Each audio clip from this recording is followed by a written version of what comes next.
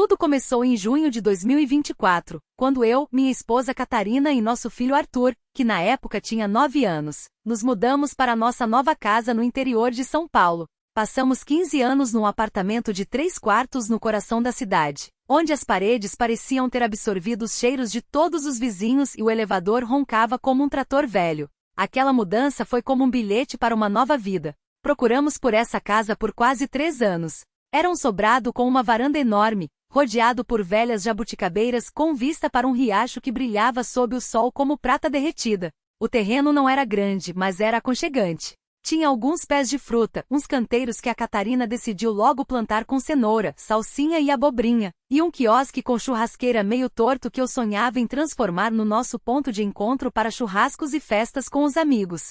Arthur, nosso menino incansável, finalmente ganhou seu próprio quarto. Pintamos as paredes no seu verdelimão favorito, e ele, com orgulho, arrumou em suas prateleiras sua coleção de bonecos de super-heróis e miniaturas de jogadores de futebol que colecionava desde os 4 anos. Agora podíamos organizar a vida do nosso jeito.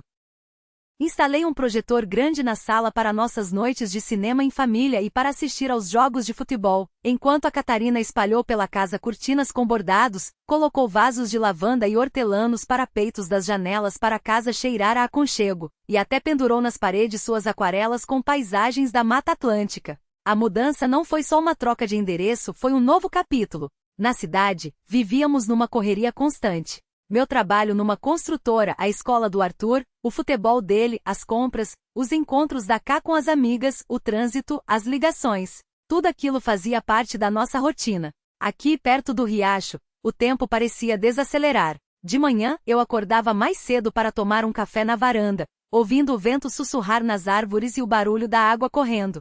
A Catarina já estava na horta, planejando onde plantar rosas ou pés de amora e pitanga. O Arthur mal acordava, corria para o quintal, onde construía uma fortaleza secreta com tábuas velhas, cobertores e caixotes de plástico que encontramos no galpão. Ele sonhava em ser um astronauta lançando um foguete ou um cavaleiro medieval defendendo seu castelo. Eu e a Catarina ríamos, dizendo que ele agora era um verdadeiro caipira, embora a cidade mais próxima estivesse a 25 quilômetros.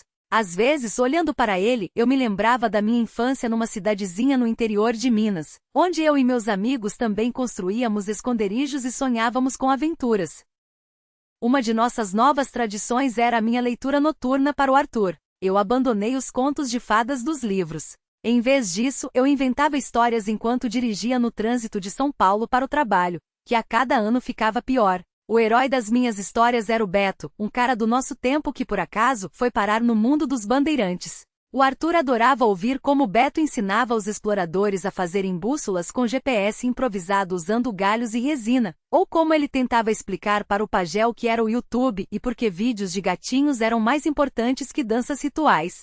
Toda manhã, enquanto eu tomava meu café olhando para o rio, eu criava uma nova virada na trama. Às vezes, o Beto organizava na mata o primeiro flash mob da história ao som de tambores. Outras vezes ele ensinava os nativos a fazer churrasco com maionese e ketchup em vez de farofa e vinagrete. O Arthur ouvia, prendendo a respiração, e exigia continuação. Às vezes, até anotava minhas histórias num caderno para não esquecer. Confesso que às vezes eu mesmo me empolgava com essas histórias, sonhando como eu, com alguns gadgets modernos como um drone ou um smartphone, me tornaria um herói nas matas brasileiras, entre as árvores e as fogueiras. Mas eu também tinha outras fantasias, adultas e proibidas, sobre as quais eu tentava não pensar, especialmente perto do Arthur. À noite, sentado na varanda sob o céu estrelado, eu me pegava com pensamentos que era melhor manter trancados. Eles vinham sem serem convidados, especialmente quando o silêncio do campo e o aroma das flores criavam a ilusão de que o mundo inteiro pertencia apenas a mim. A vida na casa nova corria devagar, mas nos fins de semana ela ganhava vida. Recebíamos visitas, na maioria das vezes os pais da Catarina, o senhor Pedro e a dona Helena. Eles moravam em Belo Horizonte, a umas 5 horas de carro, mas isso não os impedia. O senhor Pedro, um homem forte com cabelos grisalhos nas têmporas e o hábito de usar jaquetas de couro gastas, era a alma da festa. Ele adorava contar causos sobre sua juventude, quando trabalhava como caminhoneiro e cruzava o Brasil em seu velho Scania. Suas histórias sobre como ele e os amigos consertavam o caminhão no meio do sertão, usando apenas arame e criatividade, Ou como uma vez transportaram um sofá amarrado no teto da cabine e quase o perderam na estrada, faziam todos gargalharem. A Catarina adorava essas histórias e o Arthur, subindo no colo do avô, pedia detalhes. Vovô, e depois? Como vocês pegaram o sofá? Ele não quebrou? O senhor Pedro, rindo, adicionava cada vez mais detalhes. E eu, às vezes, pensava que metade de suas histórias era pura invenção, mas isso só lhes acrescentava charme. Mas a dona Helena, ela era a verdadeira estrela. Minha sogra é uma mulher que é impossível não notar. Cabelos escuros, sempre impecavelmente arrumados, um olhar inquietante, uma expressão enigmática nos olhos que atraía a atenção, um corpo bem feito de dar inveja a muitas mulheres mais jovens e um carisma incomum que fazia o ambiente esquentar. Ela tinha mais de 50 anos, mas se comportava como se o tempo não pudesse alcançá-la. Suas piadas eram famosas. Sérgio, você agora vive no mato. Cadê seu chapéu de palha e suas botinas? Ela dizia, como se estivesse tomando um chá, e me olhava com um ar de zombaria. Ou então, você rega essa cenoura como se ela fosse sua inimiga. Tem que ser com amor, Sérgio, com amor. Eu aprendi a responder com piadas, mas, sinceramente, seu olhar podia me dar arrepios. Havia algo magnético nela, algo que me fazia sentir ao mesmo tempo o centro das atenções e sob um feitiço. Sua presença era como um choque elétrico. Você nunca sabia quando ela ia soltar a próxima piada, mas esperava por isso com algo parecido com prazer. Cada visita dos pais da Catarina se transformava numa pequena festa. O senhor Pedro contava suas histórias antigas. A Catarina se ocupava na cozinha, preparando sua famosa galinhada ou pãezinhos de queijo recheados. E a dona Helena, volta e meia, me alfinetava. Ora sobre meu suéter velho que já era a hora de doar para um museu, ora sobre o jeito errado de picar a cebola. Muito grossa, Sérgio, precisa economizar. O Arthur corria pela casa, mostrando ao avô suas miniaturas de jogadores ou levando para o quintal para mostrar sua fortaleza secreta. Às vezes ele tentava envolver a dona Helena em suas brincadeiras e ela, para minha surpresa, entrava no jogo com prazer, interpretando o papel da rainha da galáxia, dando ordens com o mesmo carisma com que brincava comigo. E eu me pegava pensando que precisava fazer algo a respeito da minha sogra. Viver sob sua atenção era divertido, mas também cansativo. Eu já tinha entendido há muito tempo, com a dona Helena ou você brinca junto ou marca uma terapia. Eu escolhi a primeira opção, mas cada vez mais me perguntava, como encontrar um ponto em comum com ela, para que suas piadas não deixassem um gosto amargo. As visitas dos meus sogros se tornaram parte da nossa vida. Todo fim de semana a casa se enchia de risadas, do barulho de pratos e dos sons de músicas antigas que o senhor Pedro tocava em seu aparelho de som jurássico. Ele trazia fitas cassete de Chico Buarque, Legião Urbana e até gravações antigas de Roberto Carlos. E nós dois, sentados na varanda, discutíamos como nos anos 90 todos sonhavam com videocassetes, tênis importados e uma viagem para o Nordeste. A dona Helena, embora risse da nossa nostalgia, às vezes cantava junto, especialmente quando tocava alguma música da Tropicália, ou Como é grande o meu amor por você. Eu notava como ela, parada perto do fogão mexendo uma panela de feijão tropeiro, balançava a cabeça no ritmo da música. E nesses momentos ela não parecia uma sogra temível, mas uma mulher que provavelmente um dia dançou em festas, riu com amigos e talvez sonhou com algo mais do que a vida em Belo Horizonte. Suas piadas não paravam. Uma vez, quando estávamos todos pintando o quiosque, ela olhou para minhas pinceladas irregulares e disse: Sérgio, você segura esse pincel como se fosse um machado. Onde está sua precisão de engenheiro? Eu ri. Dona Helena, estou guardando minhas forças para pintar a casa. Ou você acha que vou estragar lá também? Ela sorriu. Não um sorriso maldoso, mas um sorriso caloroso. E pela primeira vez pensei que talvez nós dois pudéssemos finalmente nos entender. Mas cada visita dela era um jogo. Eu esperava qual nova alfinetada ela inventaria, e ela, ao que parecia, se deliciava ao me ver rebatendo. Era a nossa pequena guerra, e comecei a suspeitar que ela gostava tanto quanto eu. Às vezes, quando ela brincava, eu via em seus olhos não apenas zombaria, mas algo mais, como se ela estivesse testando até onde eu estava disposto a ir nesse jogo. A vida na chácara era cheia de pequenas alegrias. De manhã, eu acordava cedo para regar o jardim antes do trabalho. A Catarina preparava o café da manhã, ora panquecas com mel, ora ovos mexidos com tomates da nossa horta. Arthur, assim que acordava, corria para verificar se os passarinhos não tinham roubado seu tesouro secreto, uma caixa com porcas e parafusos brilhantes, escondida sob o quiosque. Nós brincávamos que ele logo começaria a escrever suas memórias de aventura, e ele, por sua vez, respondia rindo que se tornaria um grande inventor, como Santos Dumont. Nós começamos a nos ajeitar ainda mais na casa. Eu construí um balanço para o Arthur no quintal, e a Catarina arrumou umas galinhas, sonhando com sua futura pequena fazenda. Toda manhã ela recolhia os ovos, e eu, vendo seu entusiasmo, pensava em como eu tinha sorte com ela. Nossos dias foram enriquecidos por outros eventos.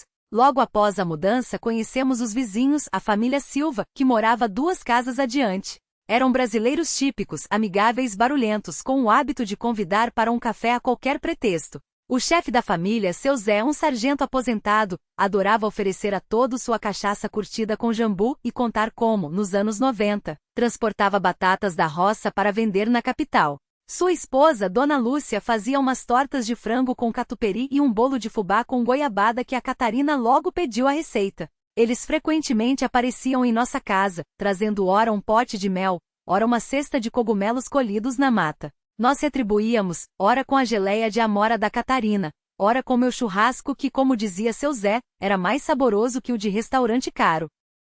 Arthur ficou amigo do filho deles, o Vitor, que tinha 10 anos.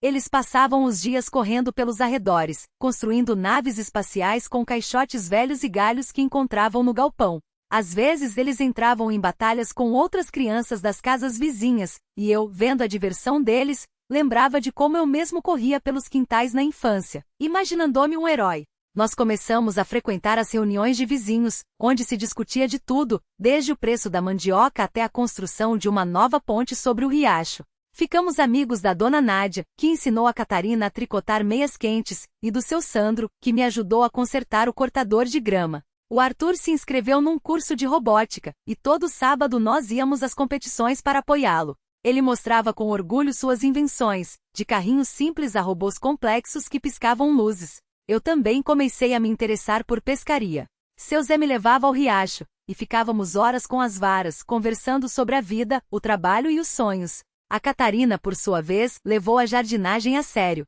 Ela encomendou sementes de variedades raras de tomate, leu muitos livros sobre agronomia e até começou um blog, onde postava receitas e compartilhava dicas de cultivo. Sua paixão pela horta era inspiradora, e eu brincava que logo estaríamos fornecendo pepinos para todo o estado de São Paulo. Meu trabalho também mudou após a mudança. Comecei a pegar mais projetos para trabalhar de casa para passar mais tempo com a família. Mas isso não significava que eu ficava à toa. Eu projetava casas e pontes, passava horas no notebook e à noite, discutia com a Catarina como transformar o sótão em um ateliê. Ela sonhava em costurar roupas, e eu, em fazer móveis de madeira. Começamos até a ir a feiras de artesanato, onde vendíamos suas compotas e meus trabalhos em madeira, de tábuas de corte a pequenas cadeiras para crianças. Isso nos aproximou ainda mais da comunidade local. E logo éramos convidados para todas as festas, do aniversário da cidade à festa junina, onde nós assávamos milho na brasa e servíamos quentão para todos os vizinhos. Mas as visitas da Dona Helena continuavam sendo o evento principal. Ela vinha com o senhor Pedro, mas às vezes vinha sozinha, se ele estivesse ocupado com a horta em Belo Horizonte. Comecei a notar que suas piadas se tornavam mais suaves e seus olhares mais longos. Um dia, quando estávamos plantando batatas, ela olhou para mim e disse: Sérgio, você pode não ser um agricultor, mas se esforça. Isso já é meio caminho andado. Eu fiquei surpreso. Um elogio da Dona Helena era uma raridade. Eu respondi: bem, se a senhora aprova, significa que estou no caminho certo. Ela riu, e em sua risada havia algo novo. Não zombaria, mas um calor genuíno. Aquele momento ficou na minha memória. Estávamos no meio dos canteiros. O sol batia em seu rosto, e seu sorriso foi tal que por um segundo, esqueci que ela era minha sogra. Comecei a notar que pensava nela com mais frequência do que deveria. Uma vez, quando estávamos todos fazendo churrasco no quintal, ela estava perto da churrasqueira, ajudando a Catarina a espetar a carne e cantarolando uma velha canção sobre o luar do sertão. A Catarina ria e cantava junto, e eu me peguei olhando para a Dona Helena por mais tempo do que o necessário. Seus movimentos, sua voz, sua maneira de ajeitar o lenço, tudo nela era como um ímã. Eu tentava desviar o olhar, mas ele sempre voltava para ela, como a agulha de uma bússola. Eu me sentia como um adolescente que se apaixonou pela primeira vez, e isso me assustava. Eu tentava afastar esses pensamentos, lembrando a mim mesmo que ela era a mãe da minha esposa, que tudo estava bem entre mim e a Catarina, que era apenas um jogo da minha imaginação. Mas os pensamentos voltavam, especialmente à noite, quando eu sentava na varanda, olhando as estrelas e ouvindo o riacho sussurrar seus segredos. E então, finalmente, a oportunidade surgiu. A Catarina e o Arthur foram passar o fim de semana na casa de uma amiga dela em Ubatuba, e a dona Helena veio sozinha para ajudar com a horta. Bem, Sérgio, me mostre como você se vira por aqui sem a agitação da cidade, ela disse, olhando para os canteiros e ajeitando seu lenço leve. Eu decidi, essa era a minha chance. Preparei uma mesa na varanda com queijos, azeitonas, frutas, e peguei uma garrafa de cachaça envelhecida que guardava para uma ocasião especial. A noite estava quente, o riacho brilhava sob a lua, e as árvores sussurravam suavemente. Dona Helena, vamos sentar, conversar um pouco, sugeri, tentando esconder meu nervosismo. Ela me olhou com um leve tom de zombaria. Ora, Sérgio, você parece um conspirador. Tudo bem, sirva a bebida. Ficamos sentados até tarde da noite. O vento soprava nas árvores, o riacho murmurava ao longe, e nós conversamos sobre tudo. Eu desabafei tudo o que estava acumulado. Como suas alfinetadas às vezes feriam meu orgulho, como eu queria que houvesse menos tensão na família e como eu era grato pela Catarina, que se tornou tudo para mim.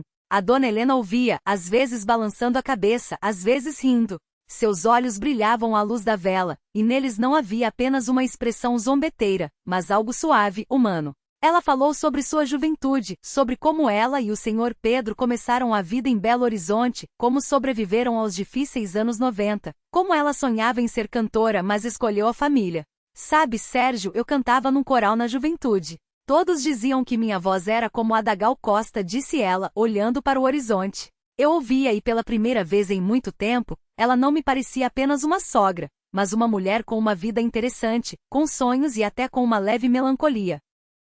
Falamos sobre filmes antigos, discutimos qual dos filmes, Tropa de Elite, era melhor, o primeiro ou o segundo. E rimos de como o Arthur uma vez tentou consertar meu cortador de grama com uma chave de fenda de brinquedo. A dona Helena contou como dançava nas discotecas ao som de frenéticas, e como o Sr. Pedro uma vez quase brigou com alguém por causa dela. Ele era tão esquentado naquela época, disse ela, sorrindo. Notei que seu sorriso se tornara mais suave, e seu olhar, mais quente. Bebíamos a cachaça, e a conversa se tornava mais franca. Contei como tive medo de que a mudança para o interior fosse um erro, como me preocupei que a Catarina sentiria falta da agitação da cidade. Ela sentiu e de repente disse, mas você foi corajoso, Sérgio. Nem todo homem tomaria um passo desses pela família. Quando a Catarina ligou e disse que ficaria na casa da amiga até a manhã seguinte, a dona Helena de repente ergueu o copo e disse com um sorriso, então, Sérgio, um brinde à trégua? Eu ri. Pela paz na família, porque remar em direções opostas no mesmo barco é um negócio furado.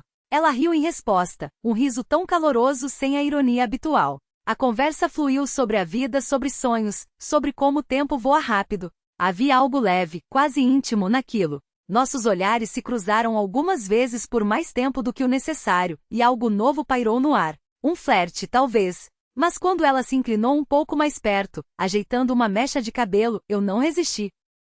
O beijo aconteceu por si só, como se devesse acontecer. Nós nos mudamos para o sofá da sala, e a paixão nos tomou como uma tempestade de verão. Foi inesperado, quente e droga tão certo naquele momento. O gelo que existiu entre nós por anos derreteu naquela noite. De manhã, acordei com uma leveza no peito. A dona Helena já estava na cozinha, preparando o café. Ela colocou uma xícara de café na minha frente e piscou. Então, Gerinho? Paz selada? Eu apenas assenti, escondendo um sorriso. 8 meses se passaram. A dona Helena agora vem nos visitar quase todo fim de semana. O conflito real não existe mais. Em vez disso, há piadas calorosas, cuidado e até ajuda na horta. Ela se tornou a sogra que qualquer um invejaria. A Catarina parece ter notado que a casa está mais calma, mas não entende o porquê. E eu e a dona Helena, às vezes, encontramos um momento para ficarmos a sós. E toda vez que isso acontece, somos levados de volta àquele primeiro sentimento, como naquela primeira noite. Sabe, nossa família só ficou mais forte com isso. Às vezes, para consertar um relacionamento, basta uma conversa honesta, ou talvez uma noite cheia de paixão.